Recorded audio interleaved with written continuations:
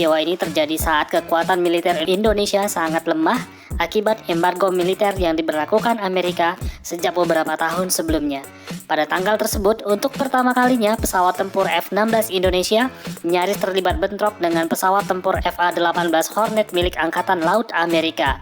Dan ini bukanlah sebuah latihan, tetapi bentrok yang benar-benar nyata terjadi yang bisa saja berakibat fatal bagi hubungan Indonesia dan Amerika. Bagaimana hal ini bisa terjadi? Dan seperti apa hasilnya? Kita akan membahas dalam video kali ini. Kejadian ini bermula saat kapal induk USS Carl Vinson CVN-70 milik Angkatan Laut Amerika sedang berlayar dari Selat Malaka menuju Australia.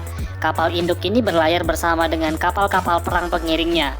Tidak hanya itu, di atas geladaknya terdapat hampir 100 unit pesawat tempur FA-18 Hornet.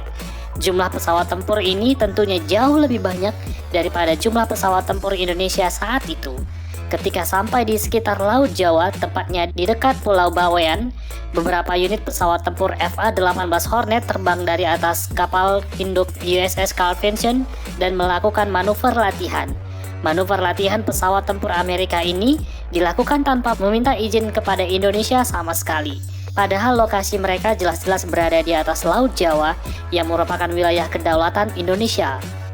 Parahnya lagi, manuver pesawat tempur FA-18 Hornet milik Angkatan Laut Amerika ini sempat mengganggu keamanan penerbangan sipil di Indonesia. Dikabarkan, dua penerbangan sipil Indonesia yaitu Burok Airlines dan Mandala Airlines melaporkan kepada pihak terkait tentang gangguan yang ditimbulkan oleh pesawat tempur Amerika ini. Apalagi Amerika dalam aksinya sama sekali tidak melaporkan hal tersebut ke otoritas penerbangan terkait, sehingga hal ini tentu sangat berbahaya bagi penerbangan sipil di Indonesia. Selain itu, tindakan Amerika ini jelas-jelas merupakan sebuah bentuk pelecehan luar biasa bagi kedaulatan wilayah Indonesia. Militer Indonesia tentu tidak mau tinggal diam atas pelecehan dan aksi berbahaya dari Amerika tersebut. Meski saat itu hanya beberapa unit dari 11 jet tempur F-16 Indonesia yang bisa terbang, pihak militer Indonesia tidak mau Amerika seenaknya saja melecehkan kedaulatan Indonesia. Setiap pihak yang melecehkan kedaulatan Indonesia harus ditindak meski yang dihadapi adalah raksasa yang super kuat sekalipun. Pihak militer Indonesia memutuskan untuk menghentikan aksi Amerika tersebut dengan menerbangkan 2 unit pesawat tempur F-16 Block 15 Ocu berkursi tandem. Satu pesawat tempur diawaki oleh Kapten Penerbang Ian Fuadi dan Kapten Penerbang Fajar Andrianto dengan Sandi Falcon 1, serta satu lagi diawaki oleh Kapten Penerbang Tony Herianto dan Kapten Penerbang Sutrio Utomo bersandi Falcon 2. Kedua pesawat tempur Indonesia ini diberikan misi untuk mengidentifikasi secara visual pesawat tempur pengganggu tersebut. Dalam misi ini diperintahkan untuk menghindari konfrontasi, tetapi untuk menjaga kemungkinan terburuk, kedua pesawat tempur F-16 Indonesia ini masing-masing dilengkapi dengan 2 unit rudal IM-9P4 Sidewinder dan 450 butir amunisi kanon kaliber 20 mm. Dalam bahasa sederhananya, tugas kedua pesawat tempur ini adalah memperingatkan pesawat tempur Amerika untuk menghentikan aksinya, bukan untuk menembak jatuh pesawat Amerika tersebut. Tetapi jika bandel dan melawan, mau tidak mau ya harus dihajar dengan rudal yang dibawa, meski tentu itu adalah pilihan yang terakhir. Tidak lama setelah lepas landas, kedua pesawat tempur F-16 Indonesia ini sudah berada di dekat lokasi pesawat tempur FA-18 Hornet Amerika.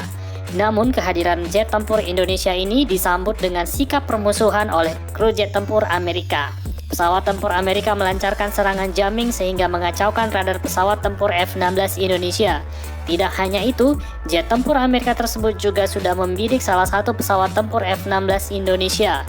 Jika mau tinggal menekan tombol tembak, maka rudal akan meluncur menghancurkan F-16 Indonesia. Jet tempur dengan sandi Falcon 1 itu pun bermanuver ekstrim untuk menghindari dari sergapan jet tempur Amerika. Namun F-16 Indonesia yang satu lagi dengan sandi Falcon 2 berada pada posisi yang menguntungkan karena berada di belakang jet tempur FA-18 Hornet Amerika yang satu lagi. Sehingga jika Indonesia mau, pesawat Amerika itu juga bisa ditembak jatuh. Namun karena misi yang diemban hanyalah misi identifikasi, maka kru jet tempur Indonesia memutuskan untuk menghindari konflik.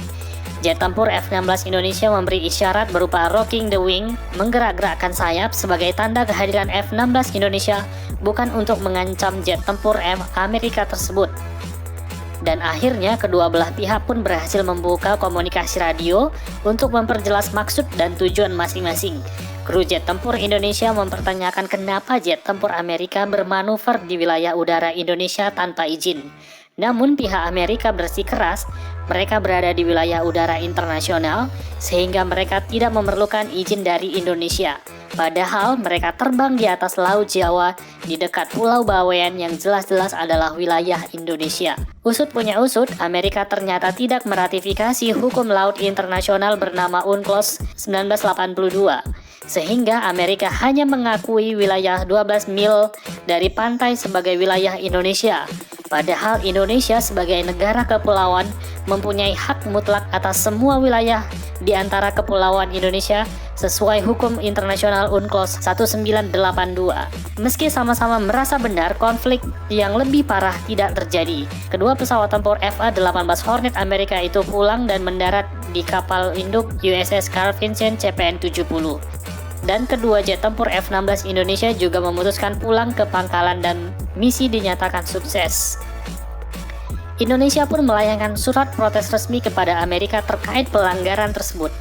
Nah, meski tidak terjadi konflik dan pelanggar kedaulatan Indonesia tidak ditembak jatuh, tindakan berani militer Indonesia ini menunjukkan Indonesia berdaulat atas wilayahnya dan akan bertindak meski lawannya adalah negara yang super kuat seperti Amerika sekalipun.